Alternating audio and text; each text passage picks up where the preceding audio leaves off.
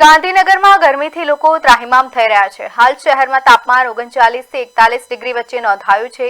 તાપમાનમાં સતત વધારો થતા શહેરના રોડ રસ્તાઓ લગભગ સુમસામ બની ગયા છે। રસ્તાઓ પર ખૂબ ઓછા વાહનો ચાલી રહ્યા છે અને લોકો જરૂરી કામ સિવાય બહાર નીકળવાનું ટાળી રહ્યા છે। કાળઝાળ ગરમીમાં લોકો શેરડીનો રસ પી શરીરને ઠંડકનો અહેસાસ મેળવી રહ્યા છે।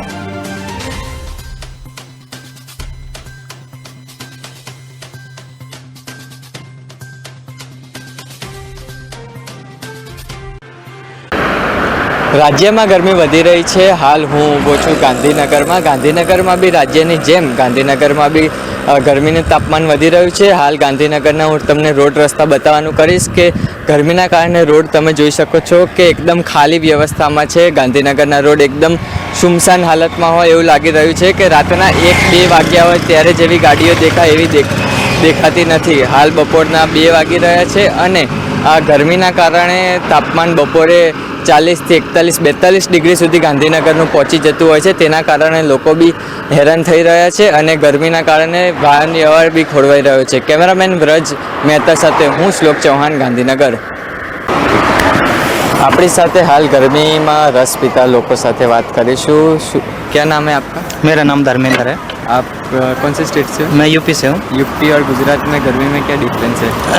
थोड़ा बहुत यहाँ ज़्यादा कुछ गर्मी है, उधर इतनी नहीं है। यहाँ का टेम्परेचर अहमदाबाद का थोड़ा हाई है और यहाँ में देखो जैसा कि आप देख रहे हो मैं गन्ने का जूस पी रहा हूँ, तो ये बहुत मेरे लिए सूटेबल और फायदेमंद है, हेल्थी भी है और गर्मी में थोड़ा मेरे लिए रिलेबल भी रहेगा। अच्छा, इसलिए मैं यहाँ हूँ। यहाँ मैं जू देखने आया था। यहाँ जो वाइल्ड लाइफ जो एनिमल्स हैं देखकर मुझे बहुत अच्छा लगा। मैं अहमदाबाद और गांधीनगर जो है इधर ही आसपास में विजिट कर रहा हूँ और यहाँ घूमने के लिए ही आया हूँ अपने यूपी से। જેમ તમે લોકોએ જોયું કે યુપીનો એક વ્યક્તિ છે અહીંયા ગાંધીનગર અમદાવાદ ફરવા આવે છે, એને બી અહીંયા ગરમી લાગી રહી છે, એ બી રસ પી રહ્યો છે। વ્રજ મહેતા સાથે હું શ્લોક ચૌહાણ, ગાંધીનગર।